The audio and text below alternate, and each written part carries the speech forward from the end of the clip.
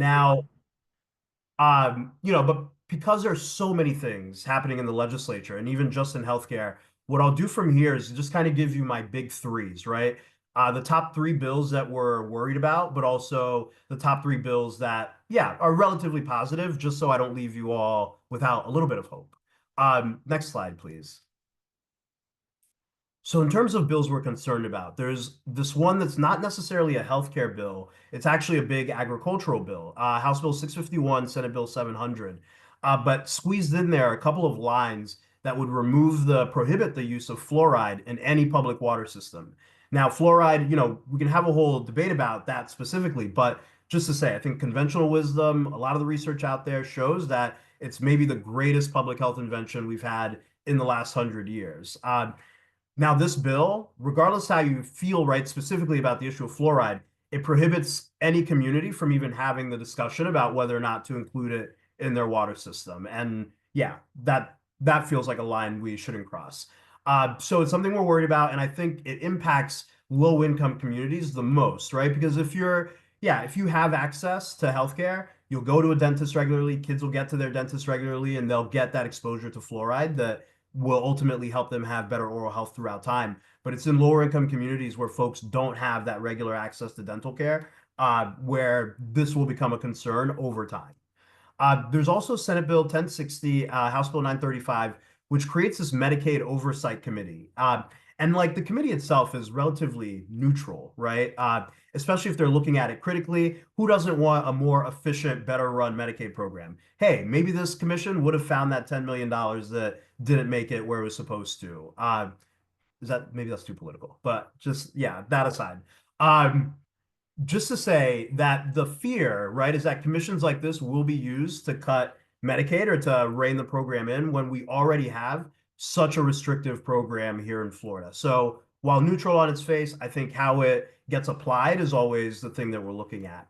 And then finally, which I know connects a little bit to what Holly will share about in terms of our ballot initiative, there is this bill moving that looks to add even more restrictions to our ballot initiative process. I think it's still an open question as to what the final policies will look like because there's a lot of debate back and forth, I guess between the House and the Senate, there's a lot of changes, and so it's really hard to say what it'll look like at the end of the day. But we all know what citizens initiatives have meant to the state in the last couple of years, especially as it's become harder to get our legislature to do the things that the people need them to do, and so just something that we're watching.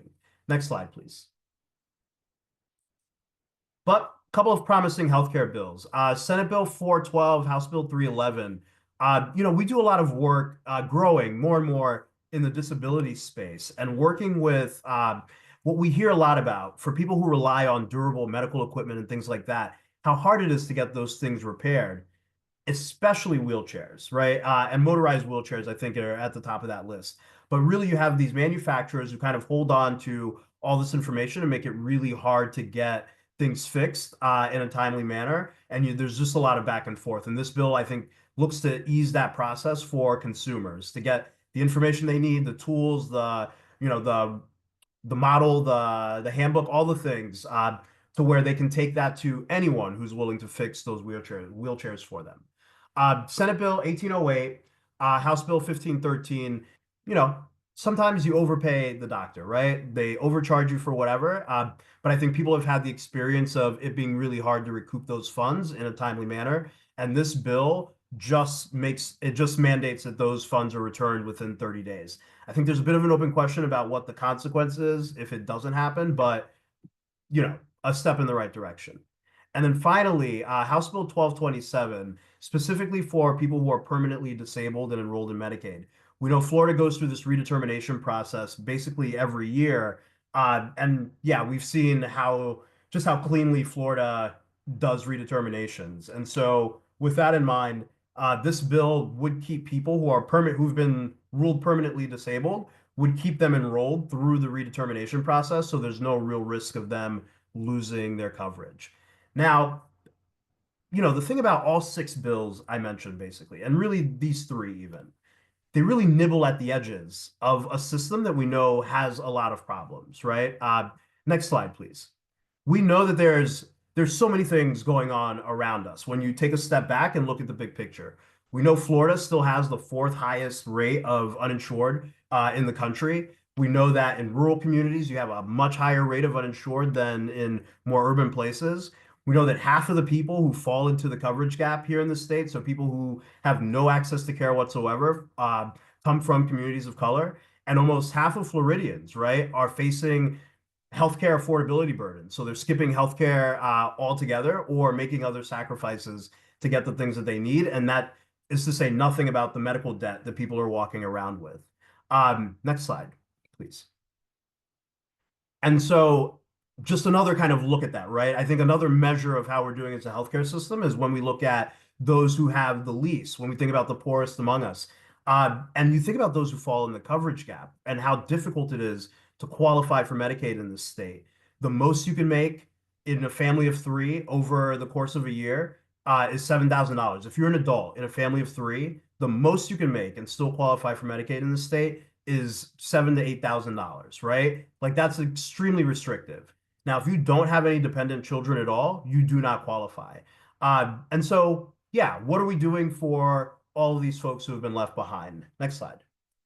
And so it won't come as a surprise to anyone on this call, but the option that the Florida legislature continues to ignore, and something that our response to that is something that I think Holly will get into, is this opportunity to do Medicaid expansion, right? To expand our Medicaid program to cover people up to 138% of the poverty level. The last, thing I'll add is that we're one of the last 10 states to do this. And so maybe the only good thing that's come of this is that we've watched this experiment play out in 40 other states. And the analysis that's been done for what it would mean for Florida isn't theoretical. It's based on practical experience in blue states, red states, everything in between. And so, yeah, we continue to leave all this money on the table. And as things get more difficult on the federal level, you wonder if it's a window of opportunity that will rue being this late in the game. Next slide, please. This was a lot. Look at this. So, Holly, I think I stole your thunder here a little bit, but if you are interested in our Medicaid expansion ballot initiative, which is everything I just shared about what we're doing on in the legislature and why, the fact that Medicaid expansion hasn't been considered there, I think is what leads us to do this work on behalf of the ballot itself. And so, or getting Medicaid expansion on the ballot in 2026. We encourage you all, if you haven't already, to fill out a petition, to share a petition with others, and you'll have a copy of the slide. And so, yeah, you'll have access to this. Next slide, please. And finally, it's my pleasure to invite you all to our upcoming summit in a couple of weeks, where we'll be diving into all of this and more. We have a session on Florida, the Florida legislative session, where we'll do a bit of a debrief on all the healthcare things that went through. We'll talk a little bit about what's happening at the federal level. We have a whole panel on rural health and how to organize, and yeah, just basically everything and anything to strengthen our advocacy here in the state. But maybe more importantly, at the end of day one, we do a happy hour. So I'll see you there. Thank you all for having me. Always a pleasure to be here in this space with you guys. And yeah, happy to answer any questions. Thank you so much, Scott. So at this time, I want to introduce Holly again. She is the Chief Strategy and Development Officer. Real quick, Jackie, Scott, if you can stay around just in case after Holly goes, there's questions for you guys both. I appreciate that. Thank you. So did you want to do the Q&A now? I had it after Holly. Yeah, no, that's perfect. I just wanted to make sure Scott didn't disappear on us. Gotcha. All right. Hi, everyone. I'm Holly Bullard. I'm Chief Strategy Development Officer at Florida Policy Institute. I also serve as co-chair alongside Scott Darius for the Florida Decides Healthcare Ballot Initiative and serve on the executive committee alongside 1199 SEIU. So thank you all so much for your support and look forward to my son popping his head in here. Sorry. Yeah. And looking forward to working tremendously hard with all of you to get that under the ballot. And thank you all for that. But today I actually wanted to talk not about Medicaid, but about the safety net, another safety net program that's really important, the Supplemental Nutrition Assistance Program. All right, so As many of you may know, congressionally, we have a budget resolution that was recently passed on the Senate and the House side. And those members of Congress are actually now in district. And so they're here right now until the end of the month. And so it's really apropos to discuss these cuts, what's going on right now with you all. And many of you may be following the Medicaid proposed cuts, which are really concerning, and we're all working really hard together on. But then there's another really large program that is going to be cut if these move forward, not necessarily a foregone conclusion, but that's a SNAP program. So I wanted to make sure, considering the social determinants of health and how important nutrition is to all of us being so healthy, and that this is a key safety net core needs program in Florida that helps to reduce hunger in our state. Next slide, please. Just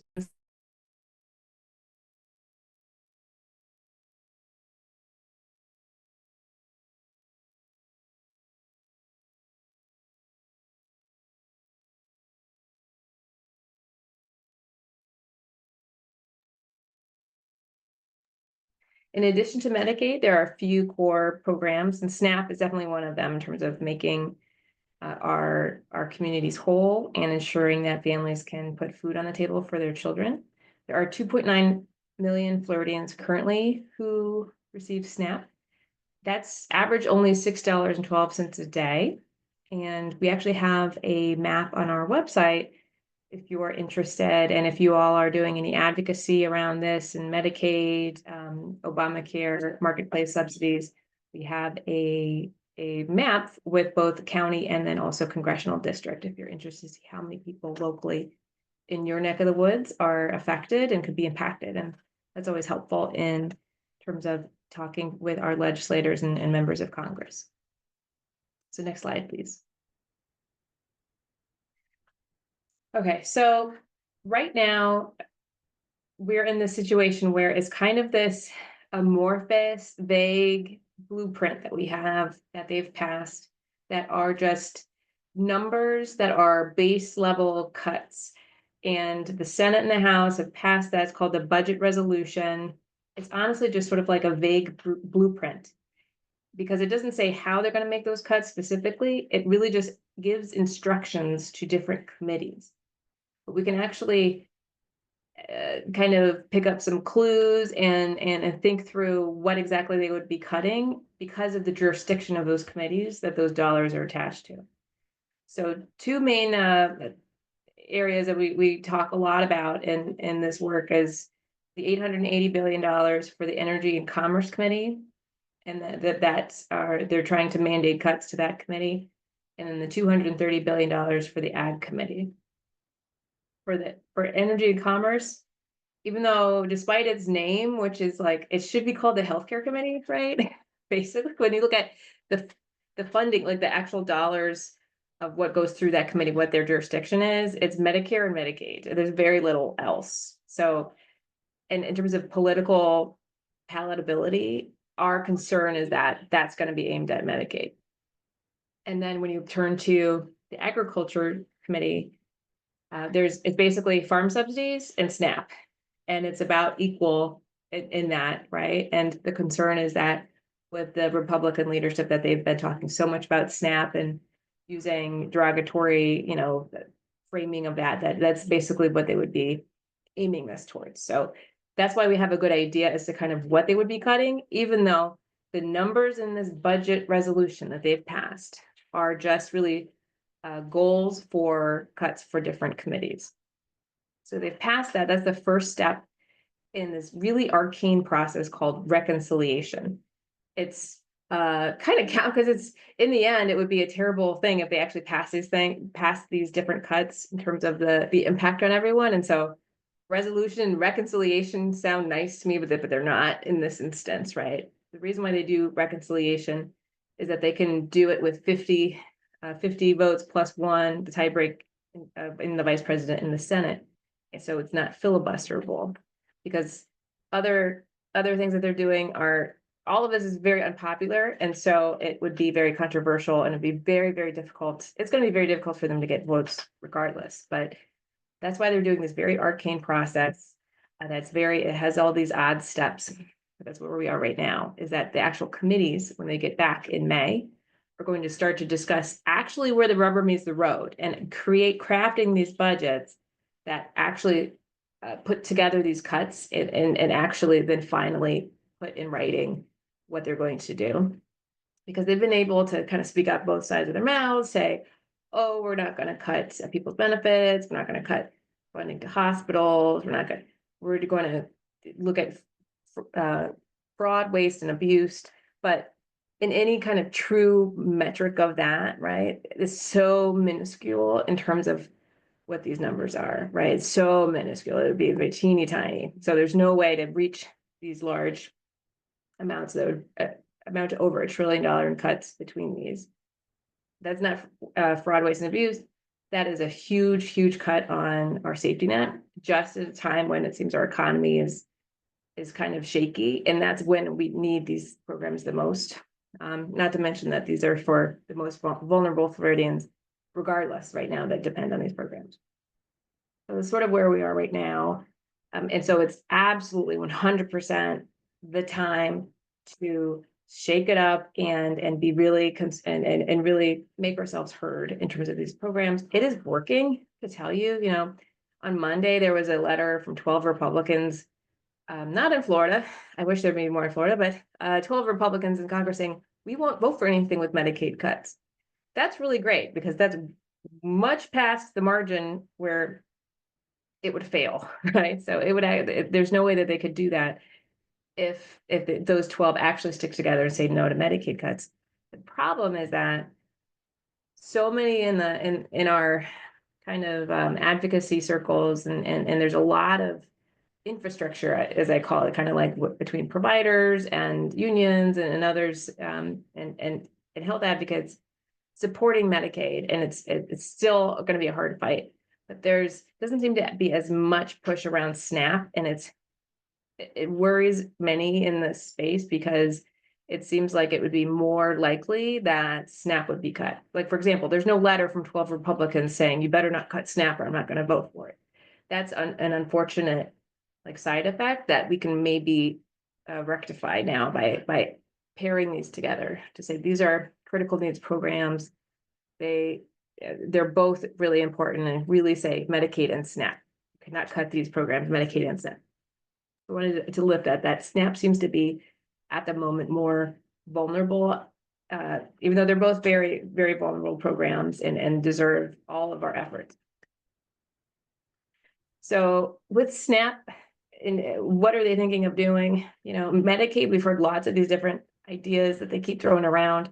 One gets pilloried by someone, and so then they'll throw out something else, and then it's controversy. So we don't quite know really until they go back in May, and they may do these markups, actually put it in writing, and then hold them accountable immediately, right? However, for SNAP, we think we know what they're going to do, because they've floated one idea that they all seem to think this is great, which is just make states pay for it.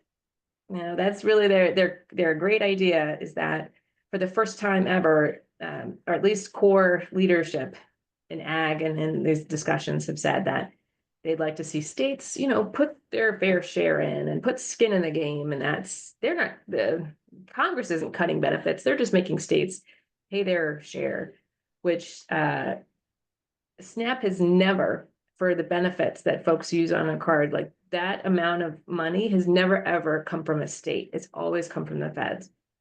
And it's 50-year history. Yeah. Holly, real quick. Sorry. Question. Because this is great information, and I don't want to lose people on wonkiness, right? But if you had to ground us, and then Scott, I would say the same thing. And I think, Holly, this was your last slide, so I'm hoping I'm not fully cutting you off. Yeah. For both you and Scott, you are joined by healthcare workers, staff members who are in the trenches working for healthcare workers. You have community on the line. in this moment, understanding the numbers and what it means for Florida, what would be the key takeaways? One, Holly, the national level, what would this mean? And then Scott, at the state level, what would this mean for us? Understanding your audience. And Holly, I'm gonna ask you to go first, and then Scott. Sure. Well, Florida is not going to step up and pay for Medicaid or SNAP, not this legislature. We have a deficit that's projected. Florida is not going to step up. So I think really conveying that when you all meet with legislators or members of Congress or talk to your community members, that these critical programs are really at risk, and not to take people at their word that they're not going to cut benefits.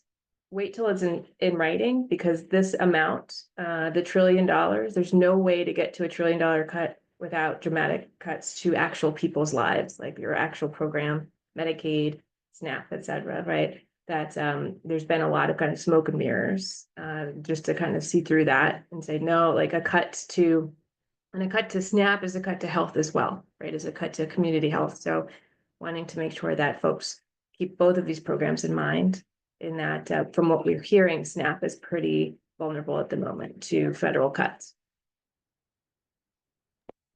Yeah, and I think I'd share that, kind of the big point was on the state level, everyone nibbles around the edges, right? And I think they get the benefit of being so far away from real people and seeing what's happening on the ground that they just do the little things that get them elected, that keep them in power. And I think it's on us, it's on people who work in this space, either as advocates or as healthcare workers, or just people who have loved ones or ourselves who are navigating the healthcare system. I think it's on us to try to get our voices into the process in whatever way possible. The way we try to do that as voices, we help people to share their stories. We bring you up to Tallahassee. Yeah, we try to coordinate visits. We do all the things. And so if you're interested in sharing your story, I'd encourage you to reach out and we'll work with you on doing that. Crafting the story, getting it together. We'll come film you in person. I know how tough it is to get up to Tallahassee, right? And so there are other ways to get your stories and your experiences in front of people. And last thing I'll say is maybe sometimes people hear me say storytellers and they think you have to be someone who's been directly impacted by the healthcare system, but I don't think that's it. I think it's anyone and everyone who has a sense of what's going on. So even as a provider, for the people that you treat, the people you work for or with, you can share the stories of what you see from your perspective, and that carries weight too. So I guess my bottom line is, like, let's not let the state off the hook in terms of the big needs that Floridians have. And yeah, let's use every opportunity we have to get in front of them and tell them what we need. Thank you, Holly and Scott. I'm going to pause for a second and see if there's any questions, comment. I didn't see anything in the chat. Membership, community, folks hearing the sound of my voice, right? Look, we produce these opportunities for folks to get educated in a moment where folks may not know that the thing that is happening behind the scene is happening. And as a healthcare worker union, a trade union, we want to make sure that not only our membership is informed and has the tools and the resources that at their disposal, but also that the community that joins these calls and elected officials that join this call also know who is on the ground level doing the thing and the work. I heard both Holly and Scott say that in this moment, education is key, and that most importantly, that we all know in this moment, economics is very important. It is the through line for many of us. And that if these cuts come down the line, we, one, should make sure that we are aware of what's to come, and two, do our due diligence to make sure that our state electeds are informed so they can work on our behalf to make sure that we're protected.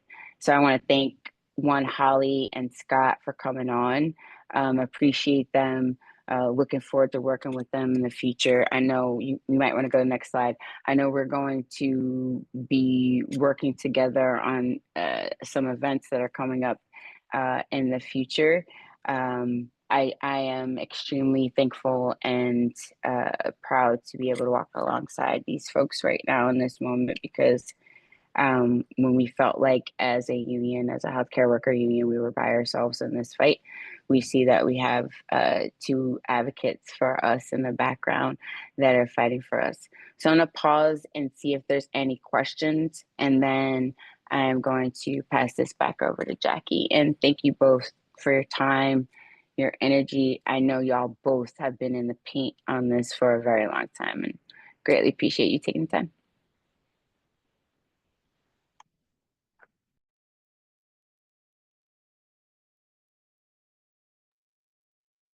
Well, thank y'all. We can do it. I don't know. We can do it. We can defend some of these key programs and work together. And so thank you. We're a quiet bunch, but we are absorbing. We appreciate you taking the time. Thank you.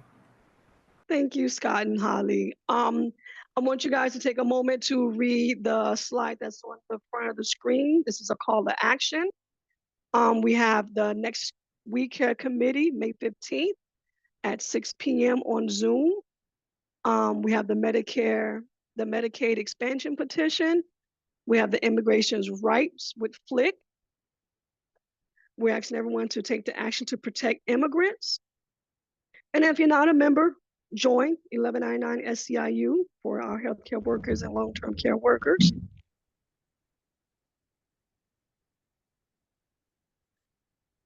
Please make sure somebody drops that information in the chat.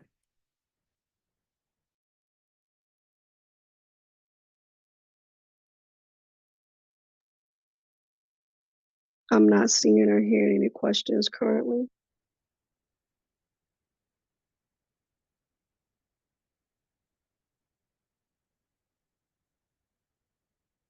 Me either. Sounds like we're good. All right, I want to thank everyone for joining. I don't want to hold too much more of anybody else's time.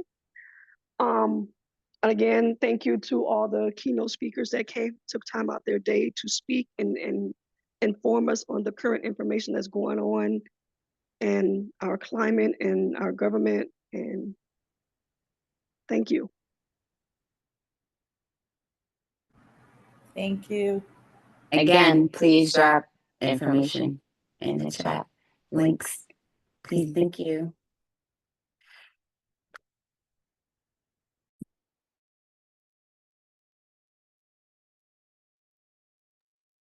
Have a great night, everyone.